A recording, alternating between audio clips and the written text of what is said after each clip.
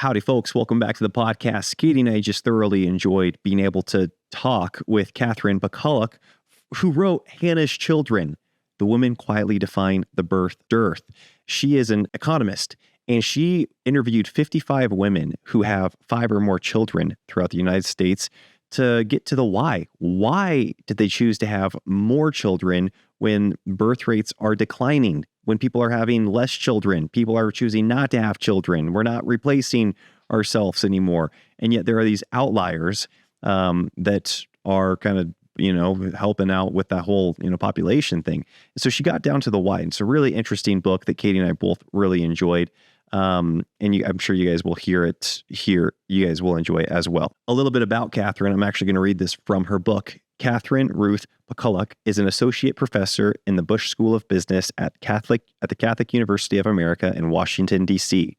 She earned her doctorate in economics at Harvard University. She is a recipient of the Acton Institute's Nobeck Award and the Heritage Foundation's Freedom and Opportunity Academic Prize. The mother of 8 children, she lives in Hyattsville, Maryland, with her husband, Michael Pakaluk. Enjoy today's interview.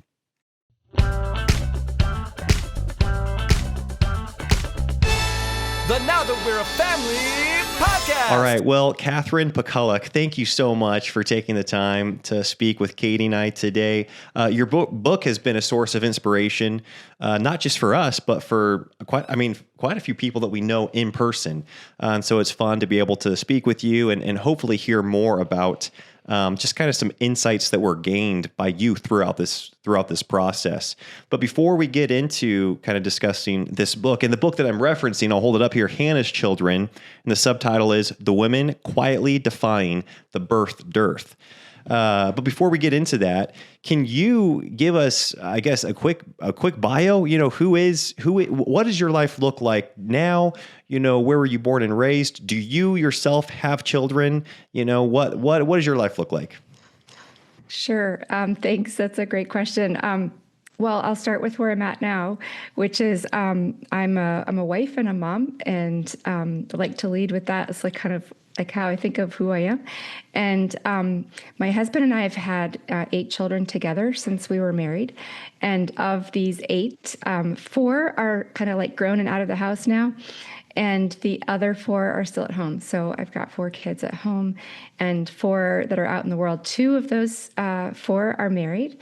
So I'm actually grandma. I like to think of myself as a really young grandma. My third son has 1 baby and 1 on the way. And my eldest son, who got married in December, has 1 little baby on the way. So there's 1 born and 2 on the way. If you're counting, that's 3. And so, so just on the family side, we have a really full and really rich, beautiful life together, which has been, absolutely, beats anything else that I've been privileged to do. I could say a couple more things about that, but some people will know, and I talk about this a little bit in the book, that my husband was a widower when we got married. He lost his first wife to breast cancer in 1998. And so we got married in 1999. And so if you are counting that, we're just coming up on our 20, I'm like, oh my gosh, I can't even count myself. It's our 26th wedding anniversary. So I could do the math here. So that's 26 great years. But what we did is we raised the 6 children from his first marriage together. So we have this kind of wild, crazy blended family, which, we dove into with the sense of if God wants this, it's possible. And so, so there's just a whole history of really, I think, stories of God's providence in that journey together. So depending on what anyone is interested in, I'm happy to speak to any of that. So I have basically these grown children who are, into their 30s and just coming up on 40, some of them. And we've had just all these beautiful years together, even though I wasn't blessed to carry them myself. So it's a beautiful story with a lot of kind of sadness, but also joy and resurrection in it. Yep. So that's the family side, and then on the professional side, I was trained as an academic economist, and it sounds really boring, but there were really not boring reasons why I went into that. And so, if you want to know more about that, I can share that. But I currently teach at the Catholic University of America, which is a Catholic university in Washington D.C. Okay, so when I was reading this book, I was thinking, okay, so you had 6 children, like, alongside the 8 that you had. How many did you guys have in your home at one time? How did that look? Yeah, that's a good question. So when we got married, the children ranged in age from 16 to maybe just 17 down to 5 or 6. She had just turned 6. And so there was about 6.5 year gap between his youngest and our first. So so we really did raise the 6 together with the 8, but not the 8. I mean, so it kind of worked out that they were kind of graduating from high school and going to college, like at the same pace that we were having them, sort of. So it was like we hit equilibrium around 8 kids. I think it was like there really weren't, I think, more than 8 at home at any one time. Maybe like summers or something, people would be home, but yeah, so they were growing up, but that's a piece of the story that they were that they grew up together, especially the younger ones from the first marriage, because as I sort of mentioned in one of the later chapters of the book, those babies that we were blessed with, as they arrived, especially in those early years, they were really a great balm, like a healing gift to those kids who really did, still grieve and miss their mom.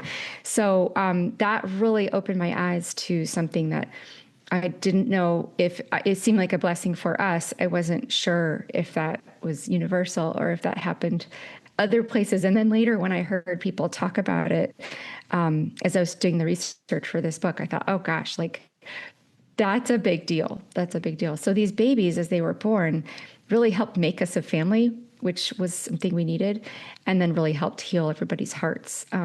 So it was really beautiful. And even today, I would say those older kids, especially my girls, in the first 6, there were 3 boys and 3 girls. So those girls who were the younger ones and probably struggling more with losing their mom, even today, like they really have a lot of emotion and affection for those younger brothers, just because of when they came into their lives. So, yeah, you touch on that. You touch on, I put in air quotes, but baby therapy. Yeah. And you said that you saw this not just in your own home, but in other people's homes. Can you speak to that a little bit more? Yeah. Well, one mom used that language. She said, she was talking about the sacrifices of motherhood. And she said, well, but it's not all sacrifice. She said something like they provide their own therapy, right? And I just thought that was a great phrase. So I think I quoted her. But maybe I could tell one story that I think is really powerful. There was a mom that I met, and I'm sure she was in the Provo Valley in Utah. And I think at the time that this baby came along, I think she and her husband had just moved to Provo. They were building their family there, and they had kind of slowed down and decided they were kind of done, or they thought they were done. And then this kind of surprise baby number 6 came along, and she said, it was really tough because things were tough at work for my husband. But more importantly, their eldest at the time, who was, I don't know, maybe 12 years old, 11 or 12, was a boy, and was really struggling with a lot of anxiety, and they didn't know why. And he had all kinds of therapy and medicines and things that weren't helping. And so she has this really dramatic part where she says, I was just on my knees, like praying, God, why would you send us this big challenge, like this new baby, when we can't even do well by our son right now. Like he's struggling so much. And so she said she really struggled with feeling a little bit bitter and overwhelmed during the pregnancy. And then when their little one was born, she said it was like she brought him home, and she said it was like the beginning of his healing, that the thing that the therapy and the medicines didn't do, like this was this magic almost. Like she said, always as if this, what this son needed was to hold his little brother and as the little guy got bigger and like really bonded with his older brother, like it was just this tight, beautiful, like miraculous connection. And she said, she wouldn't have believed it if you'd told her. And she really like just got on her knees and like really, like repented of not trusting that God was going to bless her. So it was a really powerful story, and we heard dozens more like that. And I just, I thought, this is so important. I have to start to tell these stories, and it's delicate, right? I mean, it's not like we should view our children in a utilitarian way, like they're there to solve things for us. But it was a kind of dramatic way of like opening up the imagination to see that when God says he's blessing us with children, like he intends to bless us. And, there may be all kinds of things in the world which are, of the devil or of the world, and they're not blessings, but that the way God chooses to bless us, we have to trust him. Like the baby is never a problem. The baby is a solution. The baby is a gift.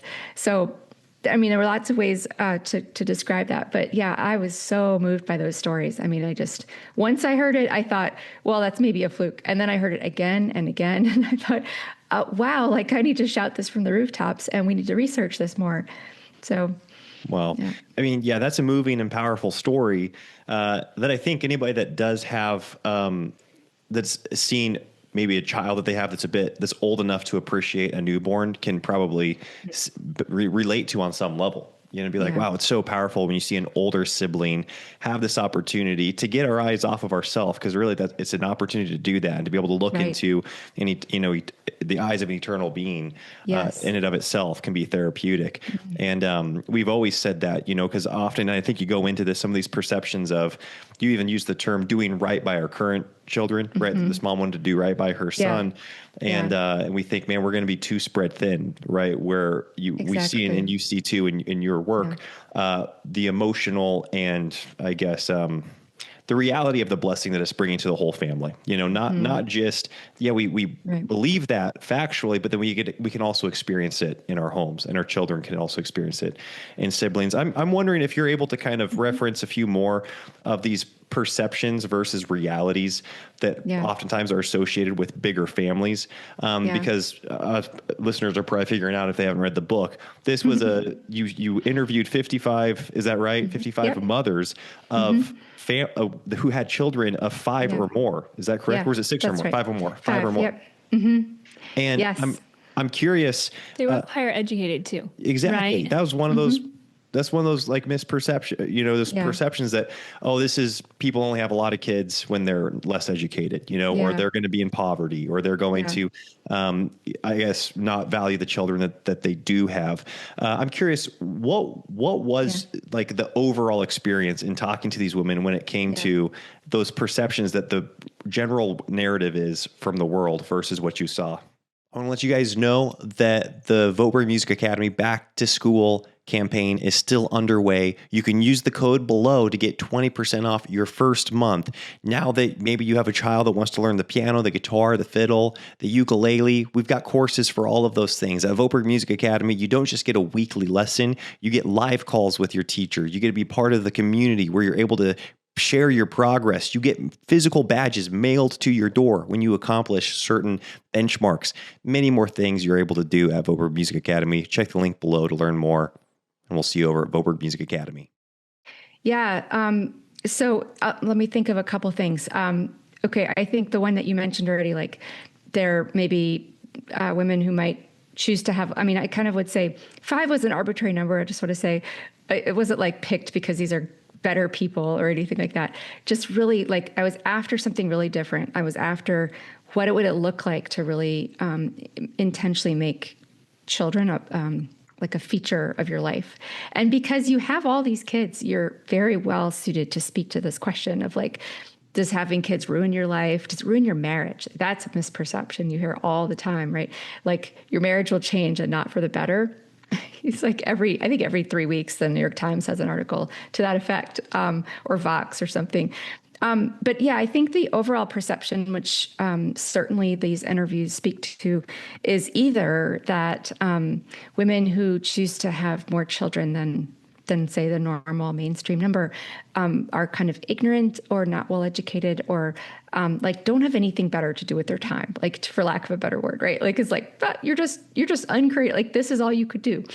And so of course, yeah, I think that's really well explored. I mean, these are all people with like hobbies and interests and ranging from like practicing professions, law, medicine, business, music, people with music careers, and then, like the whole spectrum of like part-time work that people are interested in. So creative, all those different, these are people who sort of like, they didn't pick kids because they didn't think the other things were good or worthwhile, right? They picked kids because they thought it was something that was so valuable and so wonderful and that was worth, taking some of those other gifts and talents and either, what would be the right word? Like, maybe rotating those things to the back burner for a little while. Like in some cases, there's things you can't do at the exact same time, right? I know for me, I couldn't teach and speak and write at the level of intensity that I do now. Back when I had babies, I couldn't and I didn't. So for some people, it was like moving things to the back burner for a while. And for others, it was just like, okay, I'm working this other interest into my childbearing, but like these two things might be in conflict. And so what's the priority? Well, the priority is kids because like in the words of one mom, this is the most meaningful and worthwhile thing that I can do. And because it's eternal, like it will last forever. Right. So if I do like to do this other thing, I can give it like, I'll just work it in. I'll work the other things around my childbearing. Whereas I think most young people today are like encouraged to work their childbearing around their pursuits, right? You plan your career and you're like, oh, there's a break here, or hit a milestone, have your kid, So that was one myth, I think. And the second one, which you hear a lot of, is kind of like, these are all like religious nuts. People who have kids are like religious nutcases or something, and like, what is that sort of getting at? It's getting at like, women wouldn't choose this for themselves, but that like either their religion or their pastor, or the Pope or rabbi, or worse, like their sort of like zealous husbands are like, you are made to breed. And so you need to do this for me. And so there's that's a whole piece. And, it's not like that could never have happened in history or that there's no, sad story someplace where that occurred. But, it was really kind of after like, what is the story of women's agency in this process? Is this a sort of thing that you could choose? And again, not that there's any narrative that women are doing this apart from their husbands. That's, of course, a thing of interest is how Christian couples choose this together. Jewish husbands and wives choose this together. So, so I tried to essentially square the circle, right? Which is like, what we do know and what my research certainly supports is that most of the time when people welcome more children than normal, they have kind of spiritual or religious reasons for doing so. Okay, so that's a thing we know. But does that mean that there's like really a full process of choice? Like it's not something that you willingly do of your own free will and that you like super love and embrace in spite of the hardships. And so then, of course, the other piece was trying to describe what it looks like to say, here's an action you do because you're motivated by love of God or trust in God or like a vision of what God has in mind for his people. And you could be motivated by that vision. It doesn't mean that like you're being bossed around by your rabbi or your pastor or your husband, right? Okay, so that was like, I felt like that was really hard to do, but that was a piece that I wanted to speak into. Because if what it looks like to have more children than normal, and because normal is so small these days, is to return to some kind of oppressive patriarchy, if that ever existed, I'm not actually sure. But if that's what it means, no one's going to be that interested in cultivating, we'll say, like Christian family life, which of course I think we ought to do. And I think lots of people agree. So yeah, what does that look like? And I think I really thought, okay, my reader is somebody who has not encountered this, who maybe has a lot of stereotypes in mind. And so how can I really gently, the thing that I used is this idea from, I hear this a lot from creatives who work in video, show, don't tell. Like, don't say what they're doing, but just show, like reveal it, try to show it. So for me, that meant just trying to get the women front and center and their own language. So those are like the two big myths. People are uneducated and dumb and boring and have nothing else to do with their lives, or that they're sort of being bossed around. And so we wanted to get those things out of the way. And I think I'm so gratified, not only that lots and lots of religious women have read this book and felt like affirmed and encouraged and like they could see themselves in there somewhere. That made me really happy. But that a lot of people who work on this space about family formation, who are coming from like super secular backgrounds, who don't share my faith, have said like, well, I don't want to be one of these people, but I feel like I do.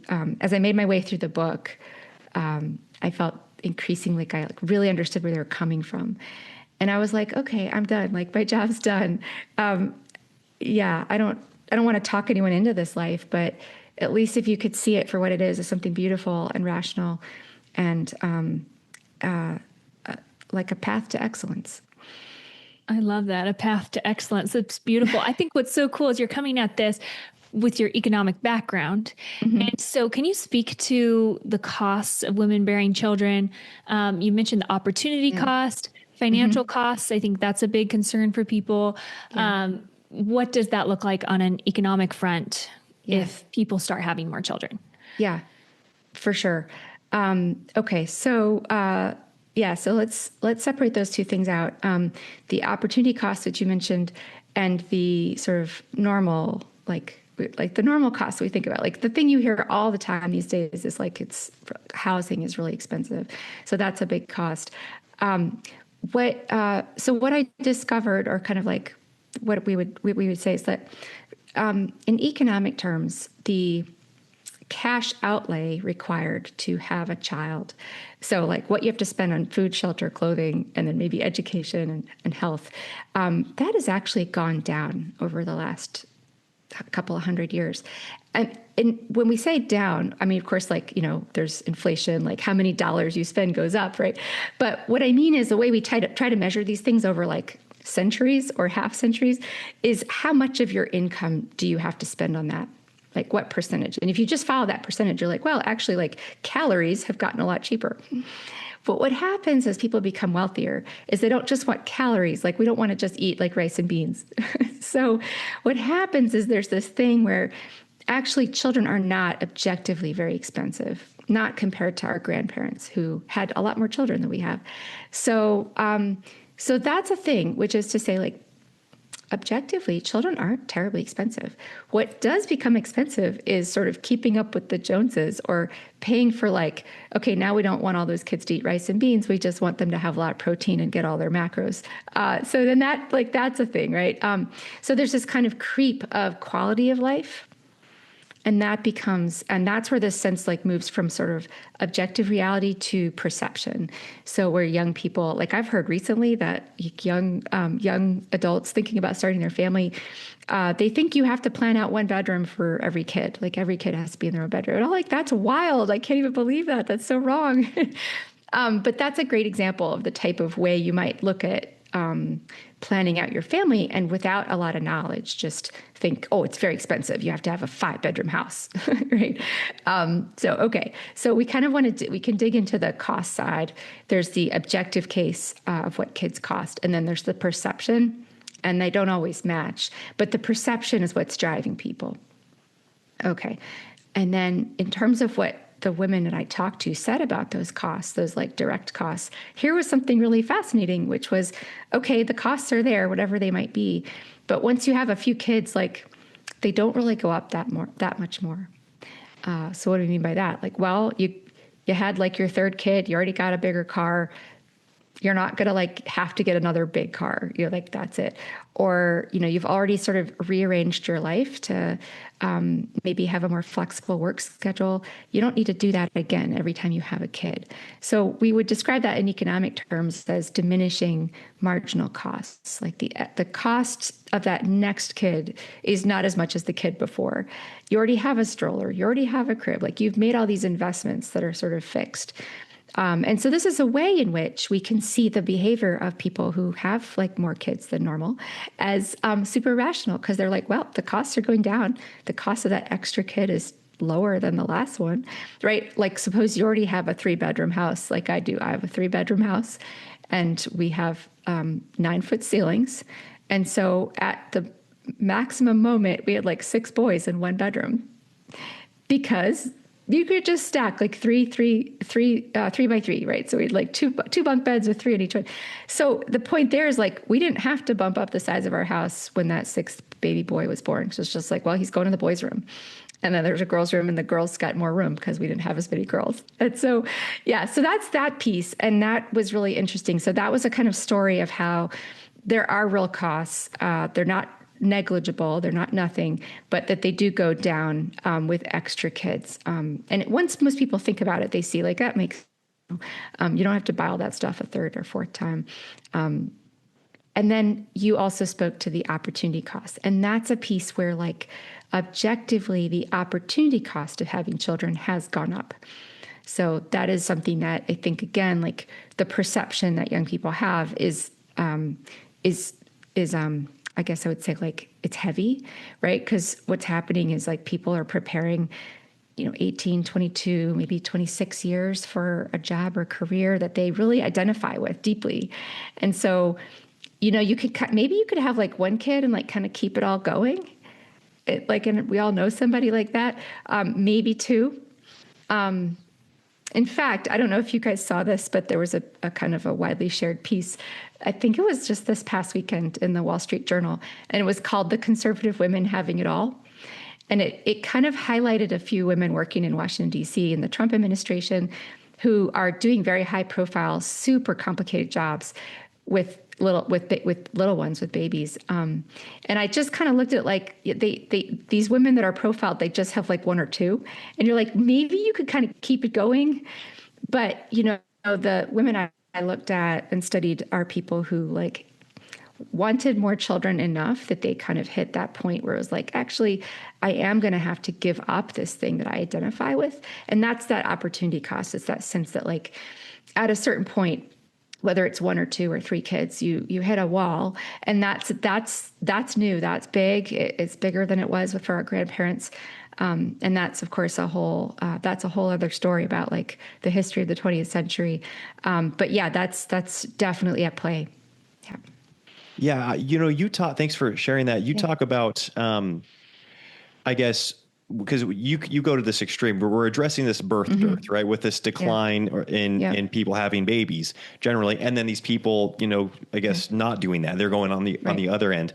On a more general, I guess, perspective, from a more general perspective, you point out that you don't think it's, because people will talk about the birth dearth, and I actually discovered you on NPR. That's when I first heard you. Okay. And then we bought your book after I heard your interview. So on places like NPR, they'll address it and they'll say, well, we need to have better benefits in the workplace, so there needs to be some monetary support for mothers and for fathers, paid time off and so on. Yeah. And you're saying actually, no, this is far more of a actual spiritual thing or of a belief thing. And so can you kind of go into that, what you discovered with not just the families that you interviewed, the mothers, but then maybe how you can just through, I guess, anecdotal evidence say this is maybe why people are not having children too. It's actually not because there's this support in the marketplace. Yeah. Yeah. So I like the way you put that, like it's a spiritual thing or it's a belief thing. It's like what you believe. And so this really kind of, in economic terms, this comes back to what we call demand. Like I think it's a terrible word. It gets a bad rap, like, economists do think demand. But what we sort of observe is that, when we look at when people choose things, and of course, like we look at the price of things, we say, well, it's 2 things. It's the demand that people have for the thing, right? Nothing's going to be priced high if people don't want it, like if it's not considered valuable, right? And then we look at the supply. So suppose people really want it, but it's not supplied. Well, it's going to have a really high price, right? And this is a couple of 100 years of economic theory that goes in. So when we say demand, we say like, where does that come from? That can literally come from beliefs, right? It's actually, demand is a really deeply spiritual thing. Now, sometimes demand is like obvious, like there's nobody out there who doesn't demand or need clean water, right? Like it's universal. Okay, there's not that many things like that. In general, like, it's like I'm wearing red glasses right now. Like, why am I wearing red glasses? I think they're great. I really like the way red glasses look. And we would call that a preference. And that preference feeds into my demand for red glasses. But that's spiritual. That is how I, as a spiritual being, judge the value or the desirability of those red glasses, right? So that's a demand question. If I thought red glasses were great, but like I couldn't get them anywhere, well, that'd be a separate problem. So what we need to look at with the like not having kids crisis is the problem that it's very difficult to get a kid. Like you could really want it, but it's really hard to get a kid. That's a supply problem. See, with kids, you could demand it, but you also have to supply it. So it's a really unusual kind of good, right? So back to your point, when we think about the nature of falling birth rates, like they're getting lower and lower and lower. So NPR is covering it. And this weekend I have a couple of different TV programs. I mean, it's like every 6 months the news gets worse. And so everybody wants to know, like, how do we fix it? And listen, the very first thing people do is they think like, let's make the burden of doing this choice lower, right? Let's make it easier for people to do this thing. But they're not asking if people want to do the thing. Right? That's the problem. So in this research, what I did is I talked to people who really want to do this thing, right? So, and I tried to discern whether what was driving them was like a really interesting demand story, a spiritual belief about the value of this thing, or instead what might be driving them is like, it's just really easy for them to have kids. Like they're just like, oh, I'm just like great at being pregnant. I get a lot of benefit. You could think of a lot of ways that could occur. Of course, I didn't hear that at all. I got a lot of like, I hate being pregnant, but it's so worth it, right? That sort of story. And so I was kind of after that language of demand. All right. I don't know if that was too much of a little intro, but like just to sort of finally finish and answer your question. The reason why this all isn't working, these like, let's give people more maternity leave. So first is, I guess maybe I'll just sum it up. It isn't working. So we've got countries like Norway and Scandinavian countries. They've been doing like super 12 months of leave, like all of these things. They're not having lots of kids. You could look at countries where that doesn't occur, sort of looks the same. You can look at countries where, people go to school for longer, people go to school for shorter.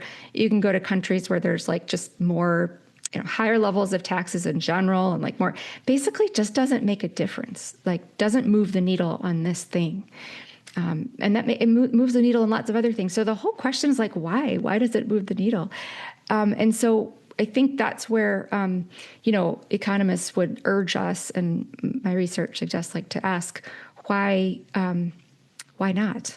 So actually the goal here was to describe, like in a sense, answer that question. Why doesn't it move the needle? And I think the answer is like, because what we're dealing with is something that's one of the kind of hardest things you can do.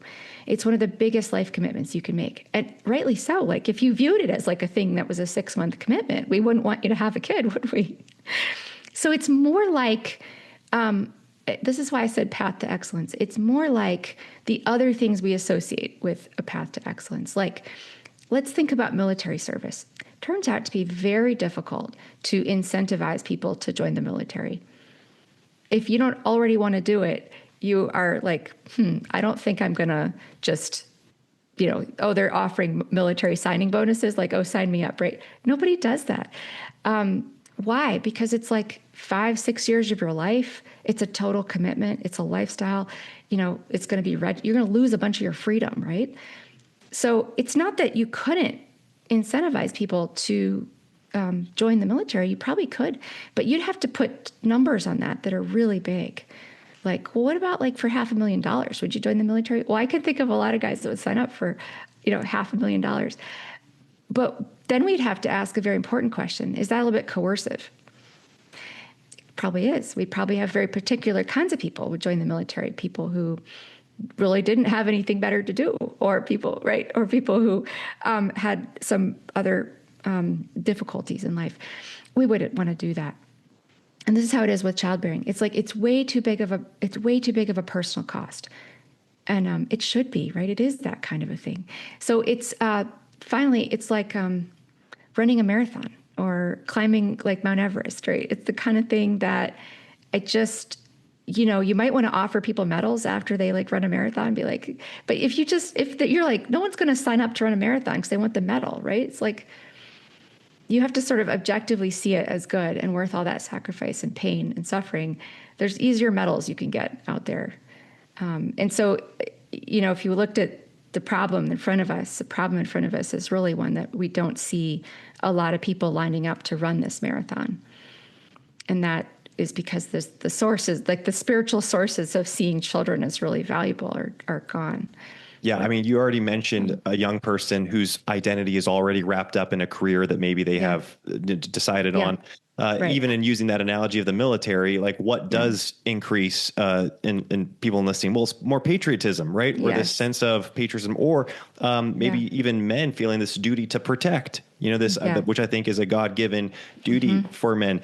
Right. Going back to this belief, something that you even speak to in the book is the reality that you can't find non-religious it's difficult to find non-religious families that have more than average kids. And it really points to the reality that people of faith, right? I mean, I grew up in a family of 10 children, Katie, 11. I was Amazing. 6 boys in one room, 4 girls in the other room. Same thing. They had more space because there was less girls. And it was just a fundamental belief that this thing was good. The thing that my mom was pouring her life into, the thing that we were all a part of was so good. And when I think of even my father and his career and the way he provided, it was in service of the family. It was not separate. It was not, he didn't view it as, well, I got to sacrifice career accolades. He's saying, well, man, this is for the family. And I think it's the same when the mother's working as well. It's when you have this worldview that I think is found in scripture and has come from this Christian worldview, that the thing itself is worth building into, then you pursue the other things in light of that. And then, and it really, I think, actually falls into place in that manner. Yeah. So I'm curious, you grew up in a larger family, right? You're one of 9 kids. Where were you in that lineup of the 9 kids? And what was kind of your experience? Did you know that you wanted to have a large family? Yeah. So I was the eldest, and I did. I mean, well, I guess I would just say I didn't think a lot about a number, in part because the sort of philosophy of family that I came from was sort of more this like idea of just openness to being blessed. And I think if you live that philosophy of openness to being blessed, you don't have a number in mind, and you don't think like big or small. You just are like, well, whatever God sends. However, like, did I view it as like, oh, it would be a good thing if God sent us like 10 kids? I definitely did. And that was just to both of your points. That was really shaped by my experience growing up. The truth is my parents had kind of an unhappy marriage. And actually, like, maybe with that backdrop, the kids, when the next sibling was born, it was like the happiest thing that happened to us. It was like, everybody was happy. Like mom and dad were happy. Everybody was happy. It was just a great, great, happy thing.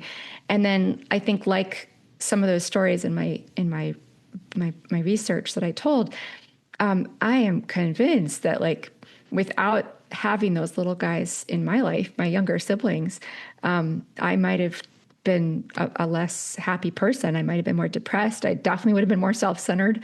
I was self-centered enough as a teenager, but I know that, like, when I came home and, somebody needed a push on the swing or a walk around the block, it brought me out of myself. And so I would have been worse as a teenager. So my experience with my younger siblings was just wonderful. I mean, it was so much that, just to be like totally out there, I just thought like the best job you could have if you grew up was to deliver babies. This was before this kind of revival in midwifery, which has occurred since I've grown up. And if I had known about that, I might have wanted to sign up to be a midwife.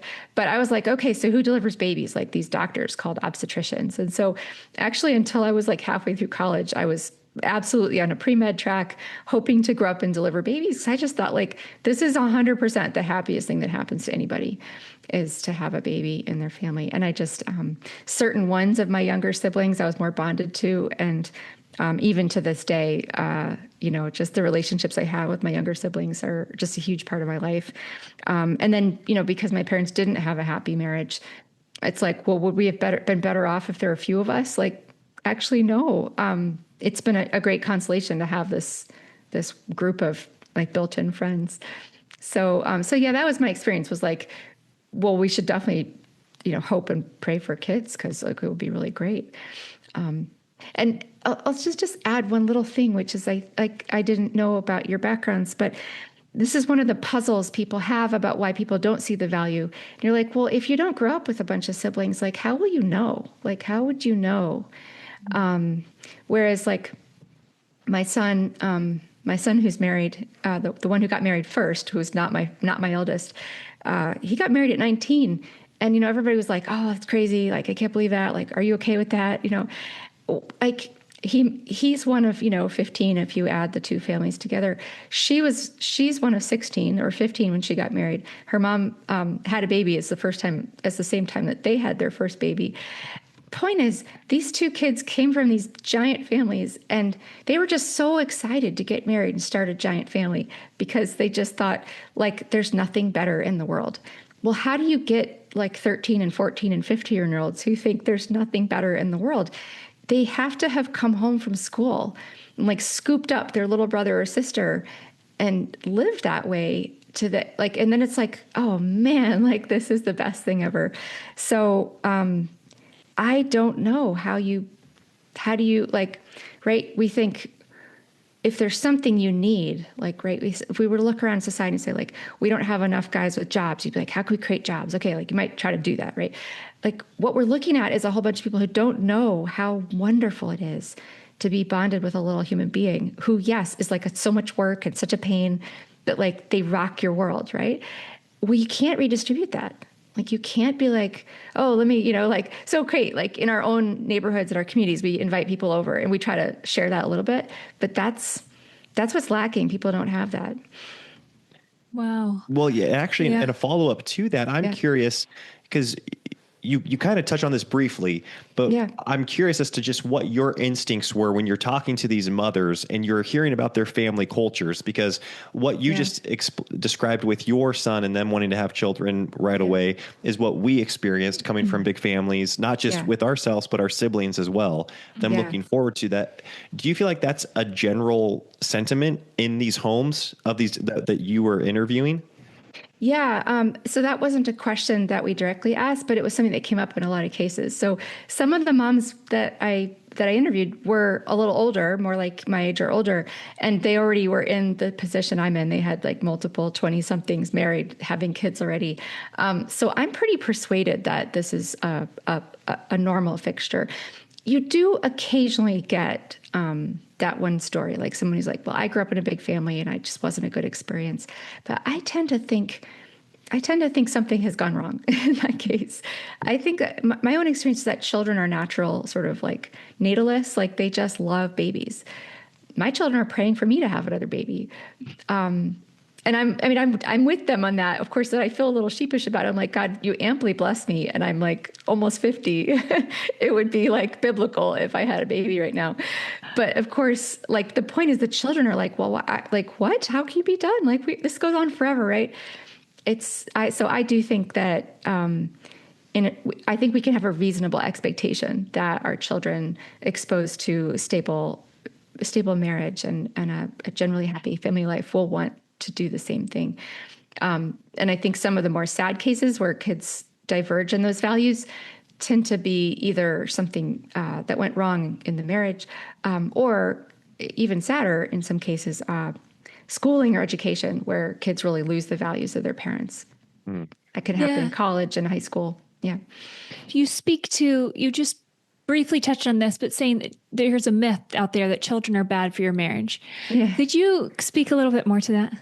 Yeah. I think it's a myth that you hear a lot, and a lot of people, in fact, there was something going around on Twitter, like just like yesterday or the day before. I don't spend a lot of time on X, so I think I didn't click through to the headline. And the thought was like that one commentator who talks a lot about family life was like, well, she'd just become aware of the fact that there's a whole bunch of people who think that you can't really be very romantic around your kids. Like you kind of have to have the kids out of the house if you're going to be romantic. And I thought like, so that there is that myth that sort of like, I don't know, like, that, I guess we'll just put it as bluntly as you typically hear it. Like you're kind of all the sexiness and the spiciness of your courtship, like that somehow is at odds with like all these babies around. Yeah. And so I explicitly asked, I mean, I just went for it. I was like, look, like, here's what we read. I brought in quotes from some of these articles. I was like, they just say that like your sex life is over. You can't be, intimate anymore. All of these things. And could you comment to that? And some of the women like were, really had all kinds of things to say. And some of them, just passed on the question, but well, I mean, like, or they gave me like a very general answer. Some of them were more detailed, and I put as many of those in the book as I could. But you don't need a lot. You don't need to dive into everybody's marriage to diffuse the point. If the point is like you can't have romance in marriage, just a couple of good stories do it. So we got a lot of things like, well, actually, being open to these blessings and having all these blessings around us, like, has really actually made our marriages better. Right? Because you not only love your spouse for what you had before, but now you've got this like shared mission. You've got all of this like history of trust. This is somebody who's gone through these births with you, if it's your husband. One lady said something that has a lot of people like to quote: if you have a lot of kids with a man, he's either going to become a jerk or a rock star. And, so, and our, of course, our faith helps make those men into rock stars. She said, well, for me, it went the rock star direction, and she was really delighted. So all of those things. And then, of course, what we heard from the husbands that through the wives was things like, and this is really beautiful because I opened my book with a story that I think is a little sad, but we heard these stories of women who say, look, like the more children we have, the more beautiful my husband finds me. And, we have a world that's like, how do you keep the spark in a marriage? And if I'm judging by this group of people I talked to, it was like, well, the way to keep the spark would be just keep having kids. There were all these stories from the wives of like, my husband thinks I'm more attractive today than when we got married. That deserves like its own special research treatment. Now, listen, I've fixated a little bit here on like the bedroom and our intimate communion with each other, in part because that's like what everybody wants to know. Like, okay. But of course, the broader picture was one of like, wouldn't it be neat to share a mission with your spouse as well as a love? And so that was a neat thing too. So it's sort of like you are like, yeah, you're like just like conquering new planets together. So yeah, lots of stories of different channels through which marriage could become stronger by welcoming more children. But I will put the caveat in here. Obviously, these are people who really, I would say, relied on the resources of God and grace.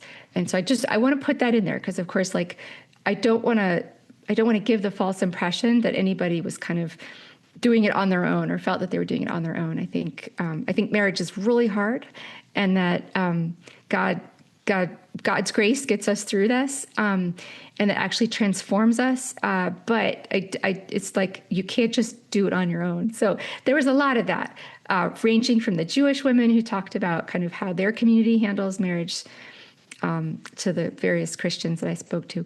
So yeah, I think lots of great stories. And so interesting to people that probably the third book, there are a couple more books, but one of them will be about marriage and young couples. Wow. So come back and interview you guys. Yeah, we'd love to hear about that. I mean, we can interview you about that. Yeah. I'm curious, you got a book about your life coming up? Because I was just thinking with your upbringing, then your marriage was like, man, I'd love to hear more autobiography. Okay, I have one question on that. Okay. And that is, you've pursued having a very large family, and also you have a very successful career, in terms of like all the research you've been able to do, the higher education you've been able to pursue, obviously your book, your interviews, your speaking. You mentioned that you did less of it when you were, maybe really in the trenches, but you open with the story of, I think you on a train with a baby and right after, or right before you were working on a thesis, I believe. And so can you kind of speak to that? Cause that's something that I'm curious of. I know there's other women that feel like, okay, they have something on their heart that they would love to do. They feel very called to have children and are kind of wondering, how do I not just do one or just do the other? Yeah. Sure. I can speak to that a little bit. I'm not writing a book about myself soon, but maybe when I'm a little bit more tired, I'll write that book. Actually, hopefully the next book will be about guys like you, like guys who how men want to have children and what that looks like, where it comes from. And that's actually my super next project. And so, we interviewed in Spokane last time, so maybe we'll get close to where you guys are, or you can help me find people. We'd love that. Yeah. So, but your question's a good one. I mean, listen, I would say a couple of things. I do think that this is in my own life. When we got married, I kind of thought like, well, probably I'm not going to be doing much anymore. Like I was in graduate school, and I felt pretty called to work on things. But then we felt called to marriage. I mean, I thought like this is a vocation, something that God has got. I mean, there's sort of God, family, country, or maybe God, family, like service to the world. You could put it that way. And so, of course, I was a committed Christian when we got married. But you kind of have to figure out the family piece. And so my husband, we met. So I thought like, well, okay, I thought I was going to finish this degree, but you don't put first things second. You put first things first. So I thought, okay, I'm just going to do this. I kind of thought like that would be the end. I actually thought, because I was like marrying a widower with a bunch of kids. Anyway, so what I did is I just had one simple rule that I tried to live by, and then I'll say how I see this in terms of the spiritual life. And that rule was like, treat my studies as a hobby.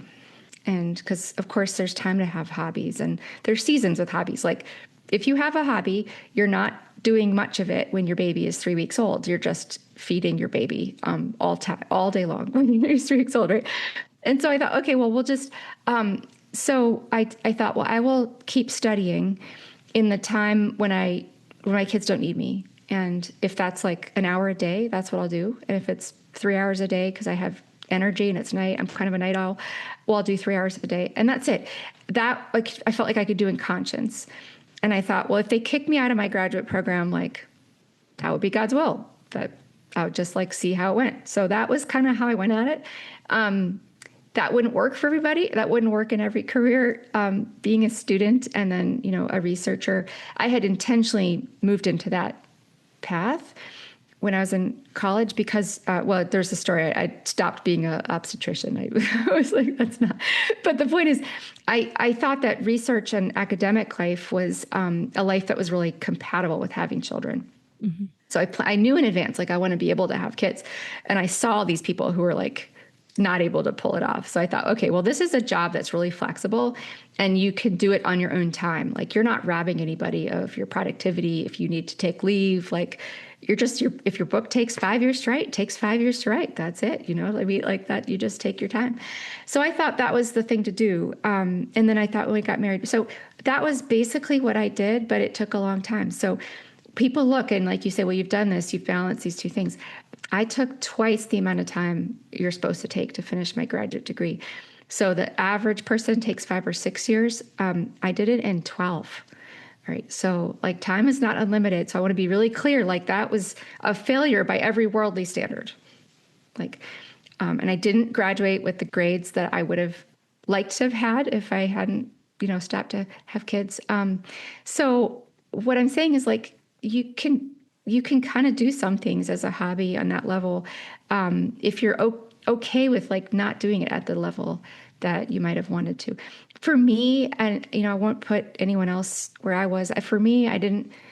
I didn't want my kids to grow up with care that wasn't mine. I just really committed to being home with them when they were little. I still am, to be honest. They're not that little anymore. So I just thought, like, well, I'll do what I can. Like, how important is this? My kids are way more important. And so I'm here talking to you about a book I wrote, like, only by the grace of God, which is to say, I didn't think when I was 25 that I'll put this whole thing on the back burner and I'll just like let it marinate for 15 years, 20 years, really. And then maybe like 20 years later, I'll like write a book and like thousands of people read it. That was not in my imagination. Right. So that part, I would say, like, that's God's work, which is, you don't really know. And that's the piece I would just put the spiritual piece in perspective, because I think that God gives us our gifts, and no one is happier than God to see us find ways to serve his kingdom and like blossom as his children. So there's not a chance in the universe that in God's mind, like your gift for music or your gift for writing about something or your gift to maybe defend the poor, if that's your work, there's not a chance in the universe that those things are in conflict. If there's a conflict, it's in us. And that conflict, I think, often comes from not having the courage to put the priorities in order. And so if there's anything that's worked out well in my life, I would just say, like, God worked that miracle and gave it back to me, right? Like the kind of interest. I don't do the kind of research I probably would have done if I'd done a lot more research in my 20s. But would I change it? Would I wish I'd written a different kind of book? Like, no, I'm delighted that what ended up happening is I had a whole bunch of kids and then saw through a grace of the Holy Spirit, like the world really needs more research and testimony about the value of children. Like, and is there a way to do that as an economist? Yeah, heck, there is. Like, it's like, well, wait a second. Actually, this makes a lot of sense. Now, I did have to persuade a few people this was worth doing. But do you see my point? So I just thought, okay, I'll put this on the back burner and give it to God.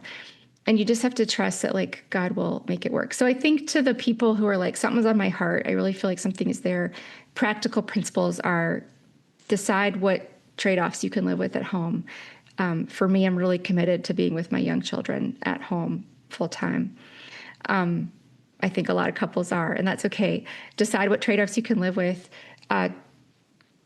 Really just tell God every day, like in your heart, that you want to give him back, like the talents, like that he wants you to use those talents for his glory. And he's just not going to he's not going to waste you. Like, he made you. It's like, it's just, why do we think that? Why do we always think, like, if I have this baby, like this piece of me will just never live? That's ridiculous. Okay. And then the third thing is, as a married woman, we can't take a step without being in consultation with our husbands, because oftentimes our husbands see the long game in ways that we don't. And that's just a virtue I think that men have. And I can't tell you how many times, like, you might think it would have gone the other way, but in my case, how many times after a baby was born and I was like 6 months out, like, I haven't touched a book in 6 months, like, what am I doing? And my husband would be like, no, just don't quit. Just give it another couple months. Like, this is something that you'll come back to.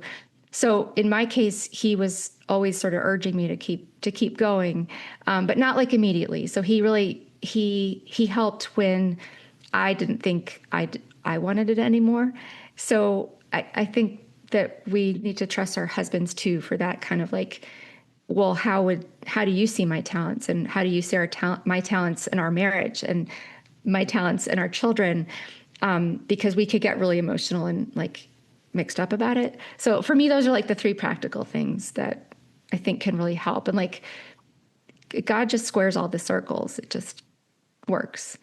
Yeah. That's beautiful. That's really helpful. And I love too, I think that when you have a skill set, or you've got a way you want to express yourself that the Lord's gifted you in, we oftentimes are so fixated on how most people do it. And you're thinking, this is the only expression of my heart for people in poverty, or this is it's got to be, 80 hours a week in a law firm or something, if I've got a heart for law. But when you put the first thing first, you actually get really innovative, and you actually get creative in how to exercise that gift in its proper place. And that's really inspirational to hear how that happened in your life. Well, Catherine, thank you so much for your time. Really appreciate you. All the work that you've done and you being willing to share your time with us this afternoon. So thank you so much. And You're so welcome. Is the best place for people to find your book, your website, Amazon, just any of those places? Yeah, I have a little baby website that isn't really well developed, and I'm kind of working on that now, which is just my last name, pakaluk.com. But really, Amazon, if you're just interested in exploring the book or the Audible, Amazon, Audible are probably the best places. I mean, I guess you could get it too on Spotify and Apple Books. I guess it's Apple Books. I don't listen to it myself, but I've heard that the Audible is really good. So yeah, Amazon, but at some point I'll get my website worked out, and I'm on X. So people who are in that world, I don't tweet a ton, but a little bit now and then. So that's great. I'll try to catch, this book was much more successful than I expected in terms of just getting it out there. I thought it would not reach too many people. And so my sort of online presence isn't quite up there yet, but I'm going to work on it. So, wow. Yeah, thank you for writing it. We got this right when it came out because Elisha heard about it on NPR and you ordered it. Was this like in the fall of last year? I can't quite remember. 2024? Yeah. It was 2024. It's 2024. That's right. Anyways, and so we started reading it. Then it was fun. We wanted to interview you back then, but I'm so grateful for how the Lord has really just worked things together. Our listeners will sense a trend in some of our recent episodes. We've been talking about fertility and just family and stuff like that. And so it's kind of beautiful how it worked out to interview you now. Because I'm so glad. Yeah. It's just a great book. So thank you. Well, I'm so glad, and thanks for reaching out. And it did take us a while to connect. And if you and your listeners can pray for me as I head out to start the next project. Everybody wants me to go back and talk to men. So I'm going to really just head out to do the same type of project, talk to dads with bigger families, and just find out like what motivated them, what was on their heart, how they see it, where it came from, and all of that. So it seems like, running up the mountain again. So I'm a little bit like, okay, could I do it a second time? But I'm trusting that God will provide. But I'm really excited to bring that together in the next couple of years. So that's exciting. We'll look forward to that. Yeah, you guys can pray for me to just have the patience and the grit to get that done. All right. Cool. Well, thank you so much, Catherine. Blessings to you and your family and just the work that the Lord continues to do through you. Bye-bye. You too. Bye.